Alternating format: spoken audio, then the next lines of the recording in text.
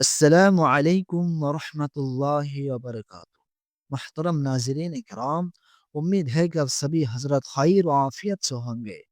آج ہم سورہ کوثر کے سلسلہ میں گفتگو کریں گے۔ بسم اللہ الرحمن الرحیم۔ شروع اللہ کے نام سے جو بے حد مہربان اور نہایت رحم کرنے والا ہے۔ انا اعطیناک الکوثر، بے شک ہم نے آپ کو کوثر عطا فرمائی ہے۔ فصل لربک وانحر، تو آپ اپنے پروردگار کے لیے نماز پڑھا کیجئے اور قربانی کیا کیجئے۔ ان شانئک هو الابتر، یقیناً آپ کا دشمن ہی بے نام و نشان رہے گا۔ میرے پیارے دوستو، رسول اللہ صلی اللہ علیہ وسلم کی پہلے زوجہ مطہرہ ام المؤمنین حضرت خدیجہ الکبریٰ رضی اللہ تعالی عنہا سے 4 صاحبزادیاں اور 2 صاحبزادے پیدا ہوئے۔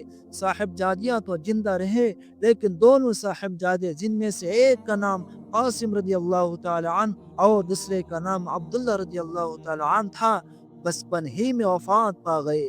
پھر مدینہ زندگی میں آپ صلی اللہ علیہ وسلم کی بندی حضرت ماریہ قبطیہ رضی اللہ تعالی عنہا کے وطن سے حضرت ابراہیم رضی اللہ تعالی عنہ پیدا ہوئے، اور وہ بھی بچپن ہی میں وفات پا گئے۔ اولاد نرینہ باقی نہ رہنے میں غالباً اللہ تعالیٰ کی طرف سے یہ حکمت تھی کہ عام طور پر ایک پیغمبر کے بعد اس کی اولاد کو پیغمبری سے نوازا جاتا تھا۔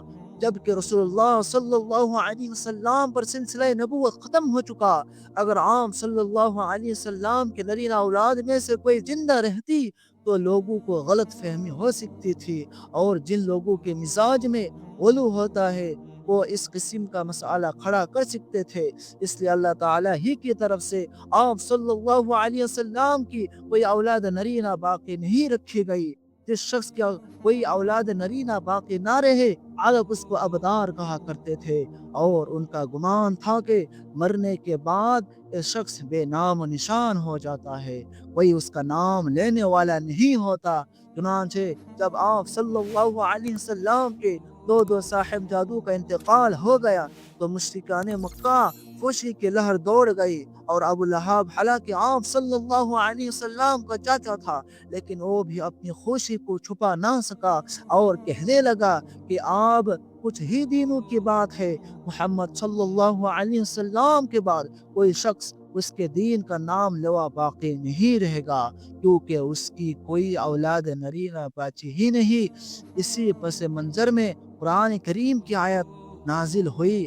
بعض حضرات نے نقل کیا ہے کہ حضرت ابراہیم رضی اللہ تعالی عنہ کی وفات پر، یعنی ہجرت کے بعد میں یہ سورت نازل ہوئی۔ اس لیے ایسا ہو سکتا ہے کہ یہ آیات اصل میں تو مکہ مکرمہ میں نازل ہوئی ہو، لیکن جب اسی قسم کا حادثہ مدینہ میں پیش آیا اور اہل مکہ نیز یہود و منافقین کی طرف سے طعن و تشنیع کا یہی تیر پھر برسنے لگا، تو آپ صلی اللہ علیہ وسلم کی دلداری کے لیے دوبارہ یہ سورہ نازل کی گئی ہو۔ اس سورہ میں 2 خوشخبریاں ہے اور 2 احکام ہے اللہ تعالیٰ کی طرف سے۔ پہلی خوشخبریاں یہ ہے کہ ہم نے آپ کو کوثر عطا کیا ہے۔ کوثر کی اصل معنی کثیر الشیء کے ہے، لیکن یہاں کون سی کثیر الشیء مراد ہے؟ اس سلسلہ میں حضرت انس رضی اللہ تعالی عنہ کی روایت ہے کہ کوثر جنات کی ایک نہر ہے۔ بخاری عن انس کتاب التفسیر حدیث نمبر 4480۔ امام ترمذی رحمہ اللہ نے حضرت عبداللہ ابن عمر رضی اللہ تعالی عنہما سے نقل کیا ہے کہ آپ صلی اللہ علیہ وسلم نے فرمایا کہ کوثر جنت کی ایک نہر ہے جس کے دونوں کنارے سونے کے ہیں، اس کے سطح موتی اور یاقوت کی ہوگی، اس کی مٹی مشک سے زیادہ خوشبودار ہوگی، اور اس کا پانی شہد سے زیادہ میٹھا اور برف سے زیادہ ٹھنڈا ہوگا۔ ترمذی کتاب التفسیر حدیث نمبر 3361۔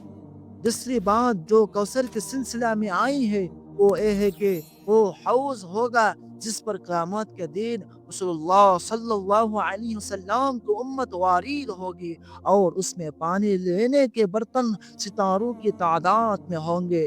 مسلم کتاب الصلاۃ حدیث نمبر 400۔ ان دونوں روایتوں میں کوئی اطابات نہیں ہے۔ نہر اصل میں تو جنات کی ہوگی، لیکن میدان حشر کے اس حوض میں اس کا پانی منتقل کیا جائے گا۔ دونوں میں تطبیق کی ایک صورت ہو سکتی ہے۔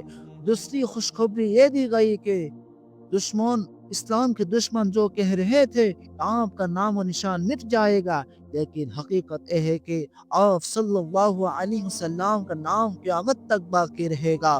البتہ آپ صلی اللہ علیہ وسلم کے دشمنوں کے نام مٹ جائیں گے۔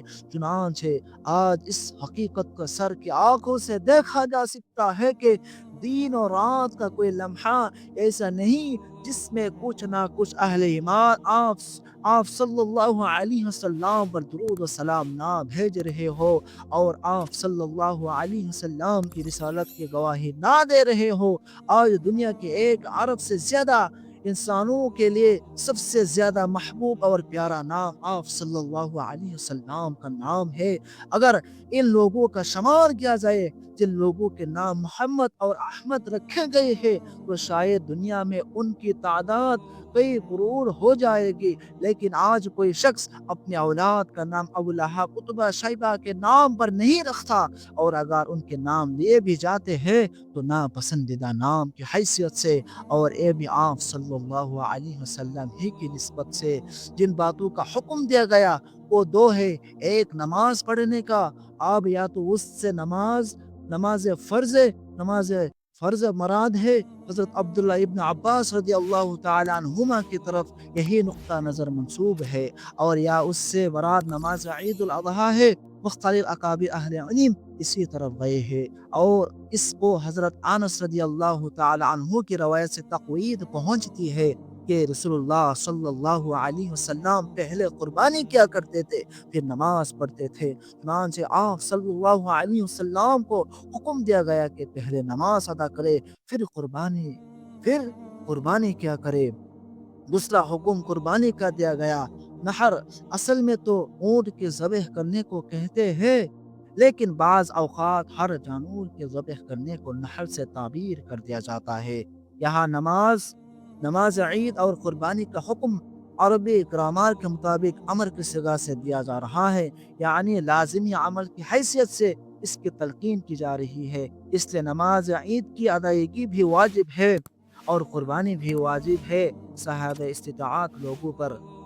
اللہ تعالیٰ نے ان احکام کے ذریعہ اس حقیقت کی طرف بھی اشارہ فرما دیا کہ دشمن سے نجات پانے، اس کے منصوبوں کو ناکام و نامراد کرنے اور اس پر غلبہ حاصل کرنے کا غیبی نسخہ نماز اور قربانی ہے۔ میرے پیارے دوستو، آپ مجھے اجازت دیجیے، میں اسی پر اپنا موضوع کا اختتام کرنا چاہتا ہوں۔ السلام علیکم ورحمۃ اللہ۔